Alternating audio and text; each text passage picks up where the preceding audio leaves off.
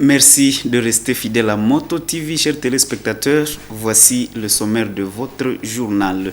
Les travaux de réhabilitation du pont Bolindi, reliant la ville de Butembo au groupement Malio, restent toujours suspendus. Les usagers de ces ponts peinent à traverser la rivière Kimemi pour assurer leur trafic. Ils appellent à l'implication des autorités compétentes pour l'effectivité des travaux du pont Biassa. Lancement ce mercredi 23 novembre d'une campagne visant à mettre urgemment fin aux crimes perpétrés à l'est de la République démocratique du Congo. Cette campagne est une initiative de la société civile Forces Vives du Nord Kivu. Tout pour le sommaire. Les travaux de construction du pont Bolindi traînent toujours à être accomplis depuis plus de 6 mois. Les travaux de réhabilitation de ces ponts ont été arrêtés. Les passants se frayent et passage dans un sentier occasionnel pour traverser la rivière. Malheureusement, ce sentier de déviation est à délabrement avancé suite à la pluie qui s'abat sur la ville de Butembo ces derniers temps. Les usagers de ces tronçons peinent à traverser d'un bout à l'autre. Reportage de Mirembe Chitawite rendu par Nelly Mwengesiali. Voici l'état du tronçon qui sert de déviation aux usagers de la route Butembo-Butuhe. À cette période de pluie, ces passagers vivent et calvaire pour traverser cet endroit. De partout, l'on peut voir des trous, de la boue et des eaux stagnantes par manque d'entretien. Une situation qui rend la vie difficile aux usagers de cette route. Pourtant, être au saut de moins de kilomètres, mais qui coûte plus de 50 minutes aux usagers qui traversent de bout à l'autre. Ce véhicule transportant les produits de la régie des eaux est bloqué en cet endroit. Depuis 6 heures de ce mercredi 23 novembre, ce véhicule stationne ici après plus de 4 heures. Les chauffeurs et ses compagnons sont obligés de décharger la marchandise pour tenter de faire traverser les véhicules sans aucun poids. Christophe Kambale est l'un des employés de la régie des eaux. Il appelle les autorités à s'impliquer dans la réhabilitation du pont pour prévenir les usagers des accidents qui peuvent survenir à cet endroit. Nous sommes ici depuis le matin. Nous transportons des produits que nous amenons à l'usine de l'eau. Nous demandons à l'État d'aménager la route parce que cette situation que nous traversons est très difficile. Qu'ils finissent avec les travaux du pont pour que la circulation soit comme avant. De son côté, Anicette Mohamed, conducteur de mototaxi, regrette pourquoi il a emprunté ce tronçon à délabrement avancé. Je viens du centre-ville pour Bolindi. Je viens de faire 1 heure ici. Je regrette beaucoup une course de 1000 francs avec toute cette boue.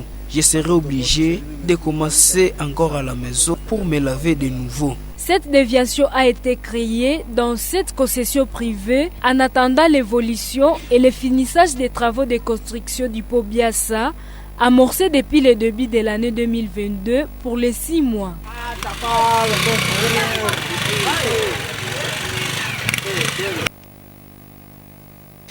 Et la coordination urbaine de la société civile de Butembo appelle la population et l'armée à une collaboration pour que le mariage civilo-militaire soit effectif. Propos de Vac Okelo, premier rapporteur de la coordination urbaine de la société civile en ville de Butembo. Il propose que la population et l'armée constituent un cadre d'échange pour recevoir les doléances venant de tous les deux côtés. Vaki Okelo appelle au même moment les responsables de l'armée et la population à multiplier des activités en synergie pour éradiquer l'ambiguïté autour de la sécurité en ville de Butembo. Propos recueillis par Gérard Mouref. La stratégie qui doit être mise en place pour qu'il y ait concrétisation des mariages civilo-militaires, c'est seulement un cadre d'échange. Parce que quand la partie civile a des préoccupations, et qu'elle pense qu'il n'y a pas de suite à ces préoccupations, ça entraîne le flou. Mais aussi quand les autorités politico-administratives ou policières militaires parce que c'est la population qui entretient les sécurités. Ça entraîne aussi un flou. Et cela fait qu'on se regarde des chiens-chats, alors que les policiers comme les militaires sont censés protéger ces civils. Et commencent à indexer ces civils, être les auteurs des troubles. Et pendant ce temps, les civils sont aussi victimes peut-être des incursions, par exemple, des miliciens dans la ville. Et donc, il y a une double suspicion auprès de la population. Alors qu'elles sont victimes, on les suspecte aussi être partie prenante de ces troubles, alors qu'elles devraient bénéficier justement des services de sécurité. Alors, pour qu'il y ait vraiment mariage civilo-militaire, il faut qu'il y ait un cadre. Qu'est-ce que ce cadre va servir? C'est dans ce cadre que chaque parti viendra avec ses préoccupations, il les présenter, les soumettre à l'Assemblée, pour qu'il y ait des différentes commissions qui seront chargées de suivi des différentes préoccupations, pour qu'à la rencontre prochaine, on puisse évaluer si réellement on a eu à respecter les recommandations de part et d'autre. Voilà ce que nous pensons que ça peut nous amener à un mariage civilo-militaire. Nous ne sommes pas vraiment sceptiques ou pessimistes comme les autres le pensent que le mariage civilo-militaire est impossible. Le mariage civilo-militaire n'est pas impossible, il est question seulement qu'on choisisse un cadre, là où on va présenter des préoccupations et qu'on se rassure que ces préoccupations sont réellement suivies. Parce que jusque-là, les cadres n'existent pas.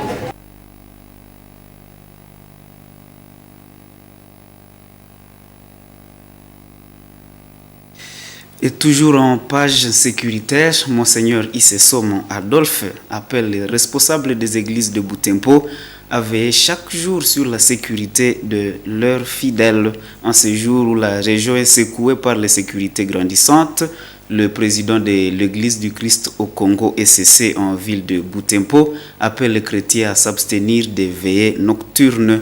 Pour lui, ces différentes séances de prière peuvent être aussi à la base de l'insécurité parce que, dit-il, les bandits peuvent se déguiser en fidèles chrétiens pendant les heures nocturnes. C'est pourquoi il appelle les responsables des églises à organiser des prières diurnes pour la sécurité des fidèles et de la ville.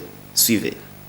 La stratégie qui doit être mise en place pour qu'il y ait concrétisation des mariages civilo-militaires, compte tenu de la situation sécuritaire et surtout la situation du moment, on ne sait pas, hein, parce que là je ne peux pas dire oui, on peut rester à l'intérieur et ainsi de suite, parce que l'ennemi est déjà là. Comme nous sommes en train de le dire, la ville est déjà infiltrée. Compte tenu de ce qui se fait chaque nuit, on constate il y a eu ceci, il y a eu cela. Qui sait? Peut-être quand on est aussi dans l'église, même si on est à l'intérieur, l'ennemi peut venir attaquer les gens là-bas. Oui. Alors en tout cas, je dirais que ça ne serait pas le bon moment pour organiser des veillées de prière. Oui, la prière a son taille, la prière on peut la faire n'importe quand. Bon, je dirais que il faut quand même voir les normes dans lesquelles on vit. Et surtout avec la situation actuelle, comme je venais de le dire, et on était en train de discuter sur ça tout à l'heure avec le maire de ville et les différentes couches. Alors on est vraiment dans le que faire. Je pense que ça ne serait pas le bon moment de continuer à organiser des veillées de prière. Nous, comme leaders religieux, on devrait voir si on peut organiser la prière, par exemple, la journée, ça suffit. Un cadre d'échange. Parce que quand la partie civile a des... Et une vingtaine de journalistes ont pris part à un atelier de formation sur la déontologie du journaliste en période électorale. Pendant 3 jours, ces chevaliers de la plume ont appris des notions relatives aux innovations de la loi électorale, à l'égalité de sexe et l'inclusion de la femme dans les instances de prise de décision et des notions sur les codes d'éthique et de déontologie du journaliste. L'organisateur de cette formation, le club RFI, souhaite que les journalistes formés soient en mesure de produire des informations relatives au processus électoral et d'accompagner les femmes qui ont des ambitions politiques dans ce processus, et cela dans le respect des normes du métier. Nelly Mwengechalie et Isabelle Wangayamuka ont participé à cette formation. Voici le reportage. C'est dans cette salle que des journalistes issus des différents médias de la ville ont suivi cette formation. Le premier jour de la formation, ils ont été outillés sur les innovations de la nouvelle loi électorale.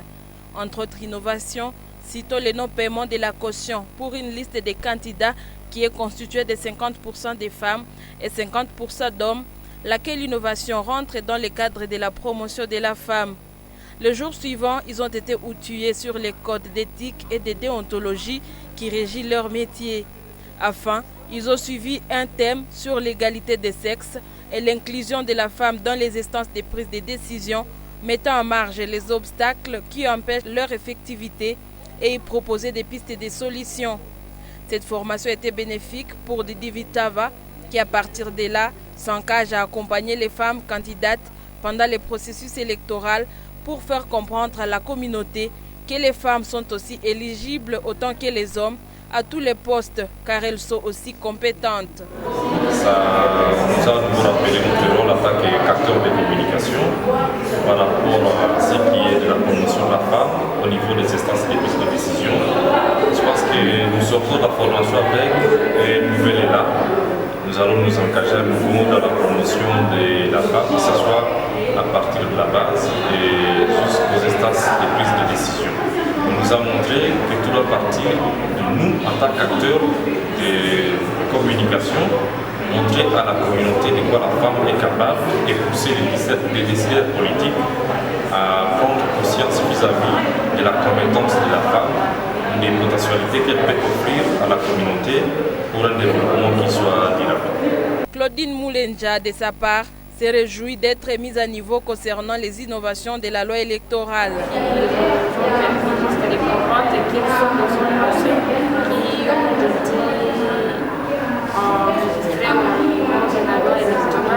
Mais également la formation.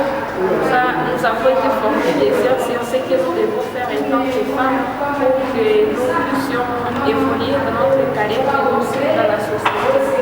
Georges Kisando Sokomeka, le chargé de communication du club RFI, demande aux participants à cette formation de mettre en œuvre les notions apprises pour une bonne couverture du processus électoral et la promotion des femmes qui ont des ambitions politiques en leur permettant d'avoir un accès facile aux médias. À rappeler leur rôle pendant les contextes électoraux, qui est capital parce que les journalistes ont le devoir d'informer la population sur les candidats probables, leurs profils, leurs cahiers de charges, les partis politiques, la citoyenneté responsable en fait.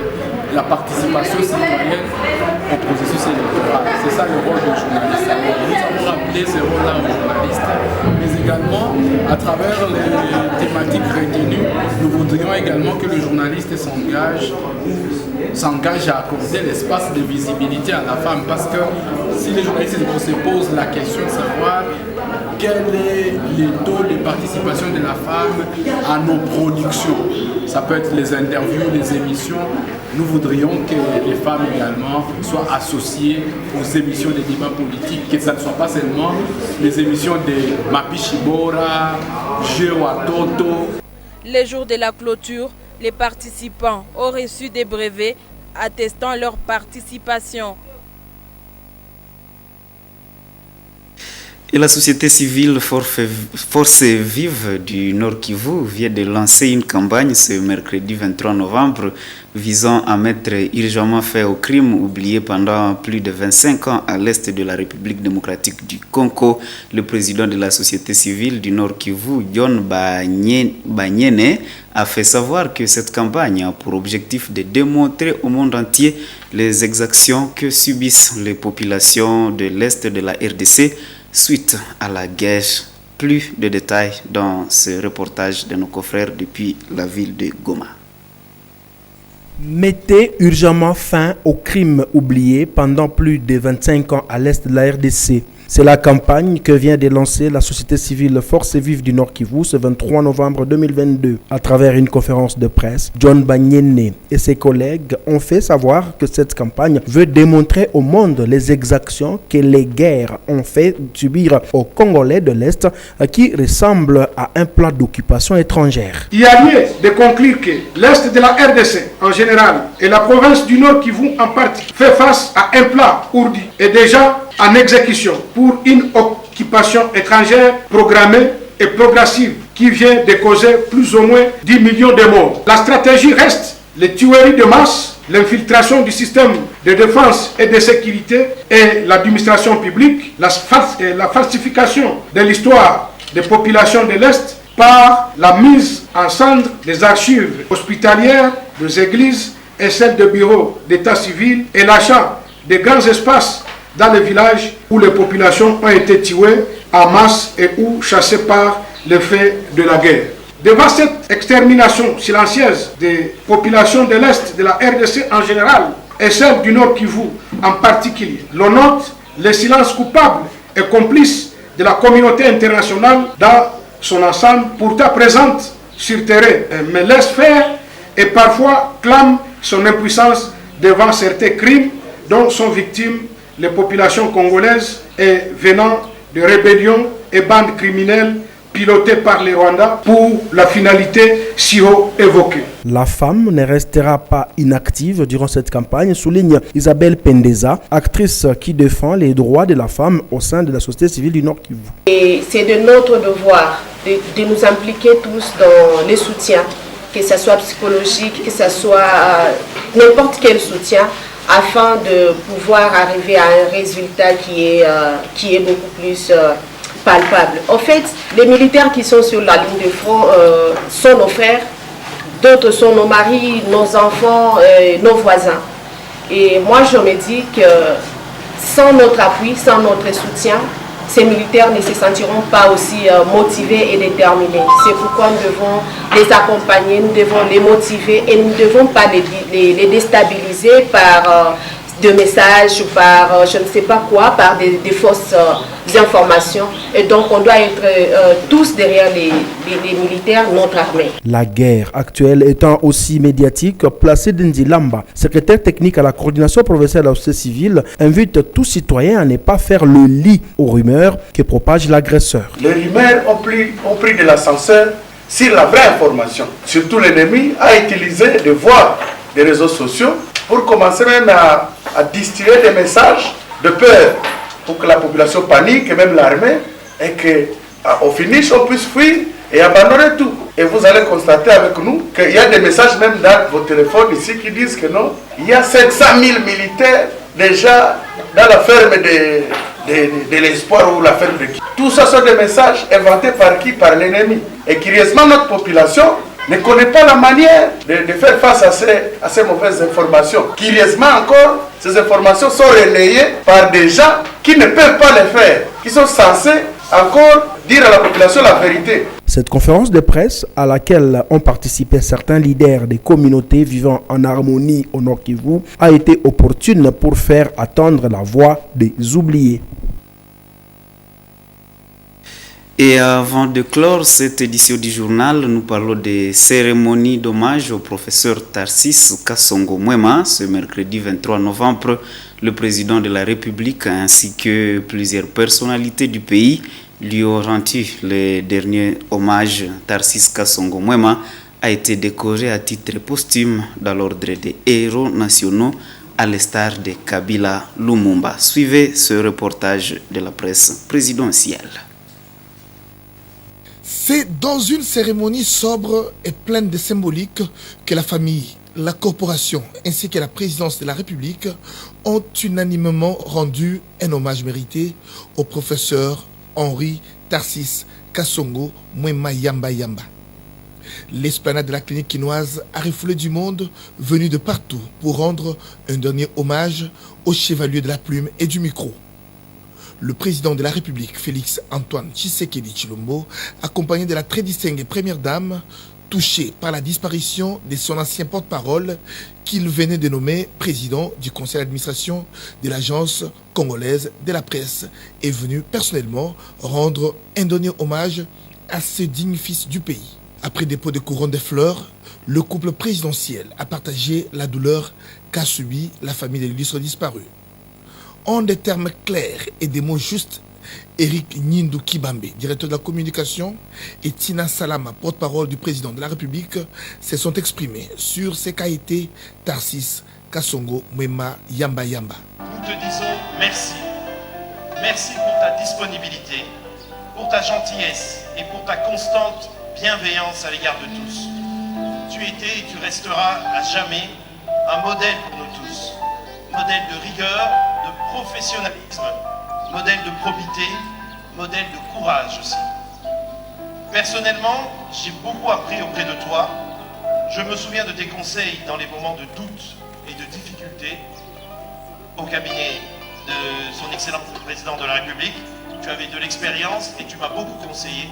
Je t'en remercie, cher Tarsis. Je me souviens surtout de toutes ces anecdotes que tu m'as racontées, fruit de ta longue expérience dans notre métier d'homme et de femme de médias.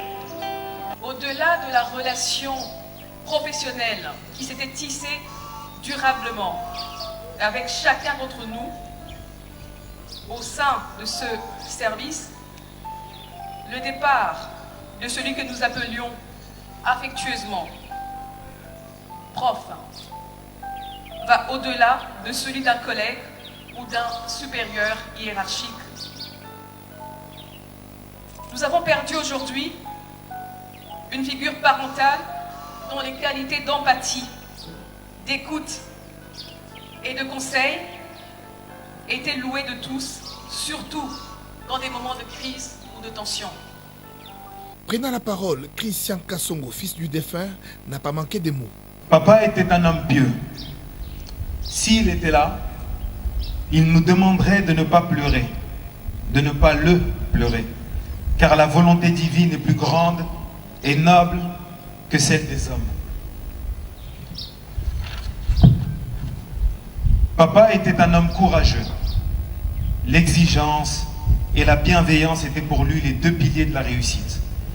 Il diffusait son courage, motivant tous ceux qui l'entouraient à donner le meilleur. Le travail, la patience et la ténacité sont des vertus qu'il portait dans son cœur, dans ses discours et dans sa façon d'être. Sur ordonnance numéro 22/242 signée le 23 novembre 2022, Tarsis Kasongo Mwema Yamba Yamba a été décoré à titre posthume dans l'ordre Héros nationaux Kabila Lumumba. Né le 10 octobre 1952, le professeur Henri Tarsis Kasongo Mwema Yamba Yamba fut journaliste à la radio-télévision nationale congolaise, à la Radio France Internationale et à la Radio Mondiale. Professeur à l'université de Lubumbashi, et Ali Fassik, l'ancien porte-parole du président de la République, était auteur de plusieurs ouvrages aux éditions L'Harmattan. Décédé des suites d'une courte maladie à 70 ans, il laisse ainsi une veuve et 3 enfants. Il sera inhumé à Paris en France dans une intimité familiale. Chers téléspectateurs de Moto TV, ainsi s'achève cette édition du journal. Merci de l'avoir suivi. Au revoir.